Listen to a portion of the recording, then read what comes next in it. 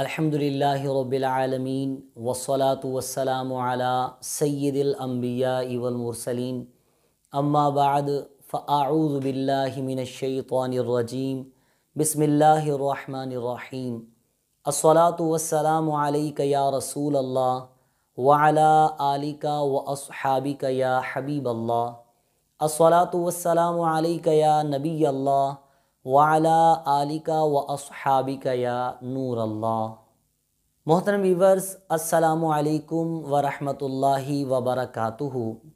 مدنی قاعدے کے سبق نمبر 1 کے تیسرے ایپیسوڈ کے ساتھ ایک مرتبہ پھر آپ کے سامنے حاضر ہوں۔ آگے بڑھنے سے پہلے آپ سے گزارش ہے کہ آپ نے اگر ابھی تک ہمارا چینل سبسکرائب نہیں کیا تو برائے مہربانی کر لیں اور ساتھ لگے گھنٹی کے بٹن کو بھی دبا دیں تاکہ ہماری آنے والی ہر نئی ویڈیو کی اطلاع آپ کو بروقت مل سکے۔ اور اگر آپ اس ویڈیو میں نئے ہیں اور ہمارے سابقہ اسباق میں شامل نہیں ہو سکے تو اسی ویڈیو کے نیچے ڈسکرپشن میں پہلے ایپیسوڈ کا لنک موجود ہے۔ آپ سے گزارش ہے کہ پہلے آپ پہلا سبق ملاحظہ کر لیں تاکہ آپ کو مزید آنے والی ویڈیو کے اندر جو سبق ہے وہ آپ کو سمجھ آ سکے۔ سابقہ ویڈیوز میں اب تک ہم نے سبق نمبر 1 کے بنیادی قواعد یعنی حروف مستعلیہ، حروف شفویہ، حروف صفیریہ اور سبق نمبر 1 کی پہلی لائن میں جو حروف ہیں یعنی الف، با، تا، تا، جیم، یہاں تک ہم نے مشق کی تھی، جس میں صحیح انداز ادائیگی، غلط پڑھنے کی مثالیں، حروف کی پہچان اور حروف کا مخرج، ان تمام باتوں کے حوالے سے آپ کو آگاہی دی گئی تھی۔ آج کے سبق میں ہم پہلے سبق کی دوسری لائن کی مشق کریں گے۔ مدنی قاعدہ اپنے سامنے ادب کی جگہ پر رکھ لیجئے اور شہادت کی انگلی اپنے سبق پر رکھ کر میرے بعد دہرائیے۔ حا، حا، حا۔ تو یہ اس حرف کے پڑھنے کا درست انداز تھا۔ غلط پڑھنے کا کیا طریقہ ہو سکتا ہے، اس بات کو سمجھنے کے لیے سب سے پہلے اس بات کو سمجھیے کہ یہ جو 29 حروف آپ کے سامنے موجود ہیں، ان 29 حروف میں 16 حروف ایسے ہیں جنہیں حروف قریب الصوت کہا جاتا ہے۔ حروف قریب الصوت کا مطلب ہے ملتی جلتی آواز والے حرف، یعنی ان 16 حروف کی آواز آپس میں ملتی تو ہے لیکن ان کی ادائیگی میں ہم نے خاص فرق کرنا ہے، یعنی ہر حرف حلق کے منہ کے مختلف حصوں سے ادا ہوتے ہیں۔ اب یہ جو حرف ہم نے ابھی ادا کیا، ملاحظہ کیجئے، ایک حرف حا، اس کا جو ملتا جلتا حرف ہے وہ ہے حرف ہا۔ تو اب اگر اس حرف کو کوئی ہا پڑھ دیتا ہے تو یہ اس حرف کے پڑھنے کا غلط انداز ہو جائے گا۔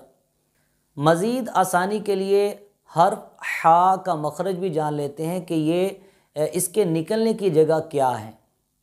ہمارے حلق کے 3 حصے ہوتے ہیں، حلق کا اوپر والا حصہ، درمیان والا حصہ اور نیچے والا حصہ۔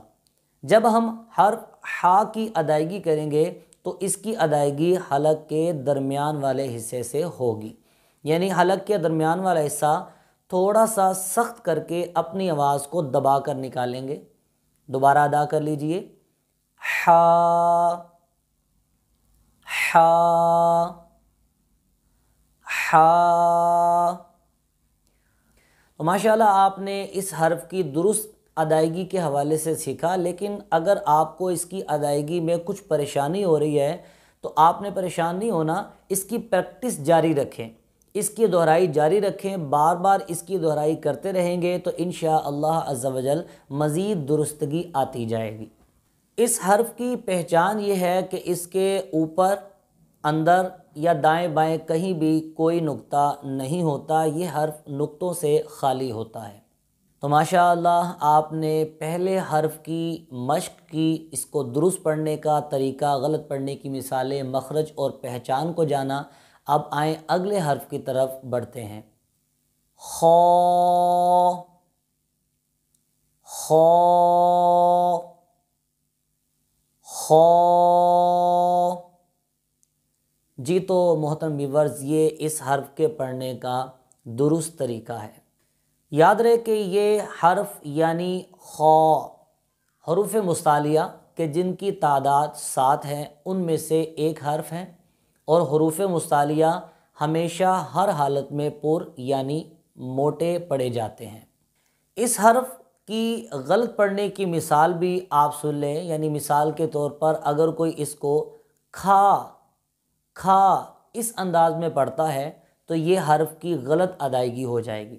इसी तरीके से अगर कोई इसको पुर नहीं करता, बारीक पढ़ता है यानी खा पढ़ता है, तो ये भी हर्फ की गलत अदायगी हो जाएगी।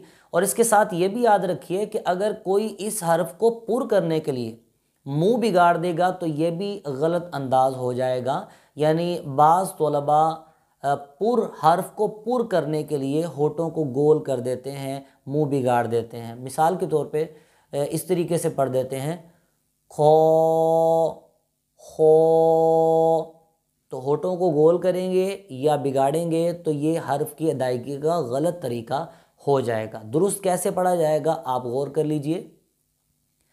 खौ, तो ये इस हर्फ की अदायगी का दुरुस्त तरीका है। गलत तरीका भी आपने जाना, इसका मखरज भी जान लेते हैं ताकि इसकी अदायगी में मज़ीद आसानी हो जाए। जैसा कि मैंने आपको बताया था कि हलक के 3 हिस्से होते हैं, ऊपर वाला, दरमियान वाला और नीचे वाला।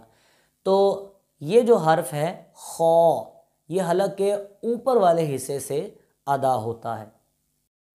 हर्फ खौ की पहचान ये है कि इसके सर के ऊपर एक नुक्ता होता है।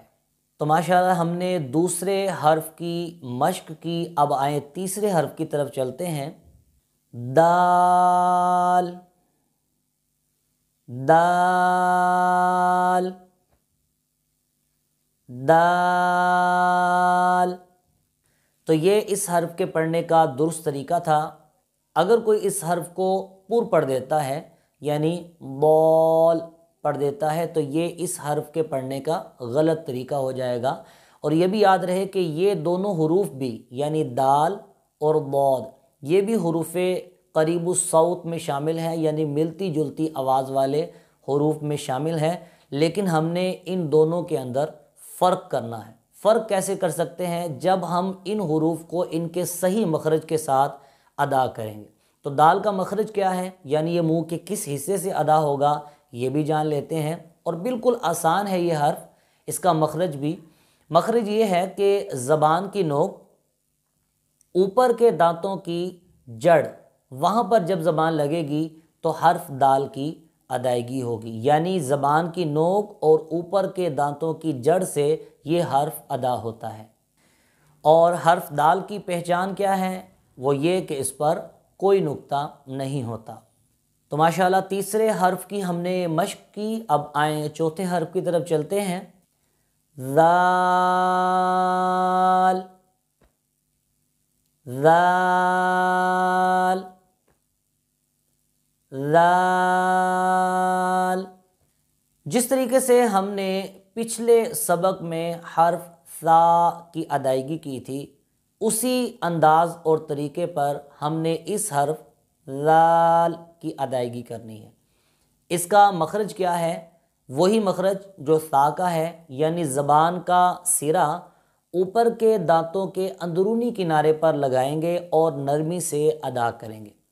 याद रहे कि इस हर्फ ज़ाल में सख्ती पैदा ना हो, यानी इसको ज़ाल नहीं पढ़ा जाएगा। अगर हम इसको ज़ाल पढ़ेंगे तो इसमें सीटी की आवाज़ पैदा हो जाएगी, जबकि हरूफ सफ़ीरिया सीटी वाले हरूफ 3 हैं, उनमें से ज़ाल नहीं है। वो कौन से हरूफ हैं? ज़ा, सीन, सौद। तो ये इस हर्फ के सही पढ़ने का तरीका है। और इस हर्फ की पहचान क्या है? हर्फ लाल के ऊपर एक नुक्ता होता है। अल्हम्दुलिल्लाह हमने चौथे हर्फ की भी मश्क की, सही तरीका, गलत मिसालें और मखरज पहचान के बारे में जाना। अब आएँ आज के सबक के आखिरी हर्फ की मश्क करते हैं। वा, वा। हमने अभी हर्फ वा को पुर पढ़ा, जबकि इसका शुमार हरूफ मुस्तालिया में नहीं होता। हरूफ मुस्तालिया हमेशा पुर पढ़े जाने वाले हरूफ। तो सवाल ये पैदा होता है कि अगर ये हरूफ मुस्तालिया में शामिल नहीं तो इसको पुर क्यों पढ़ा गया? तो इसका जवाब ये है कि हरूफ मुस्तालिया वो हर्फ हैं जो हमेशा हर हालत में पुर यानी मोटे पढ़े जाते हैं, यानी ज़बर की हालत पर, ज़ेर की हालत पर या पेश की हालत पर, हर हालत पर पुर यानी मोटे पढ़े जाते हैं। जबकि हरूफ मुस्तालिया के अलावा 3 हर्फ ऐसे हैं जो कि पुर पढ़ने की भी सूरतें हैं और उसके बारीक पढ़ने की भी सूरतें हैं, यानी वो 3 हर्फ हमेशा मोटे नहीं पढ़े जाते। उन 3 हर्फ में एक हर्फ ये भी है, यानी वा। और वा को पुर पढ़ने की जो वाज़ेह सूरत है वो ये कि जब इसके ऊपर ज़बर या पेश हो तो रा को मोटा पढ़ा जाता है। आप में से जो इस कायदे को पढ़े हुए हैं या थोड़ा बहुत जानते हैं वो देखेंगे कि रा के साथ ब्रैकेट में जो रा लिखा है उसके ऊपर ज़बर मौजूद है, जिससे ये वाज़ेह होता है कि इस तख्ती में जो ये हर्फ लिखा है उसको हमने पुर यानी मोटा पढ़ना है। कैसे अदायगी होगी दुरुस्त? दोबारा पढ़ लेते हैं, रा। लेकिन अगर कोई इसको बारीक पढ़ता है, रा रा, तो एक अंदाज़ तो गलत ये हो जाएगा। और एक अंदाज़ गलत क्या हो सकता है वो हम समझेंगे इस हर्फ के मखरज को समझने के बाद। हर्फ रा ज़बान की नोक और मकाबिल के तालु से अदा होता है। मकाबिल का ताल्लुक़ क्या होता है? जैसा कि पहली वीडियो में मैंने ये आपके सामने वाज़े किया था कि मुंह का जो ऊपर वाला हिस्सा है, यानी हमारे मुंह के अंदर जो ऊपर वाला हिस्सा है इसको तालु बोलते हैं। जो तालु और सामने वाले दांतों के दरमियान का जो हिस्सा है उसको कहते हैं मकाबिल का तालु। आप ज़रा गौर करें, जब आप रा अदा कर रहे होते हैं तो आपकी ज़बान कहाँ लगती है? दोबारा पढ़िए, रा रा, यानी आपकी ज़बान की नोक सामने वाले दांतों के पीछे जो तालु का हिस्सा है वहाँ लगती है। हर्फ रा की पहचान ये है कि इसके ऊपर कोई नुक्ता नहीं होता। तो मोहतरम व्यूअर्स, आज के सबक में हमने क्या सीखा? आए अपना इम्तहान लेते हैं। सवालात का सिलसिला शुरू करते हैं। हर सवाल के ऊपर आपको 10 नंबर मिलेंगे। वीडियो के आखिर में आपने एक मरतबा फिर अपने नंबरों को जमा करके अपनी पोजीशन को जज करना है। सवाल नंबर 1, हर्फ हा का मखरज क्या है?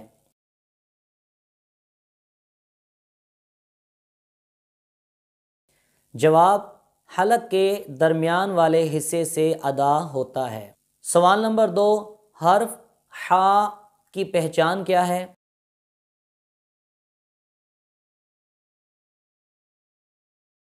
जवाब, इसके ऊपर कोई नुक्ता नहीं होता। सवाल नंबर 3, हर्फ खौ का मखरज क्या है?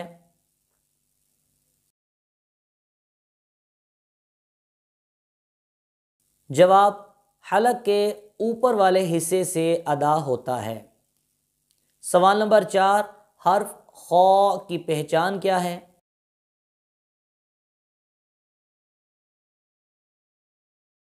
जवाब, इसके सर के ऊपर एक नुक्ता होता है। सवाल नंबर 5, हर्फ दाल का मखरज क्या है?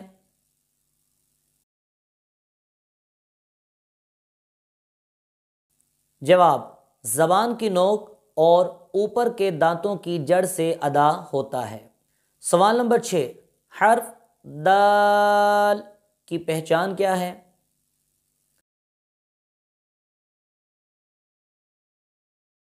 जवाब, इसके ऊपर कोई नुक्ता नहीं होता। सवाल नंबर 7, हर्फ लाल का मखरज क्या है?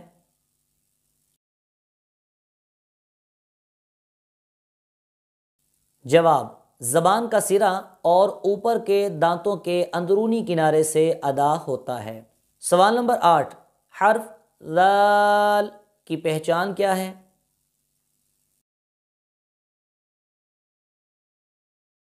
جواب: اس کے اوپر ایک نقطہ ہوتا ہے۔ سوال نمبر 9، حرف را کا مخرج کیا ہے؟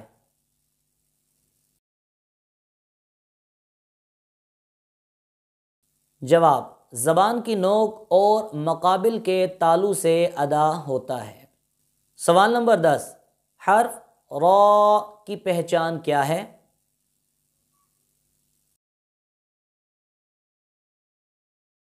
جواب: اس کے اوپر دائیں بائیں کوئی نقطہ نہیں ہوتا۔ تو یہ تھا ہمارا آج کا سبق۔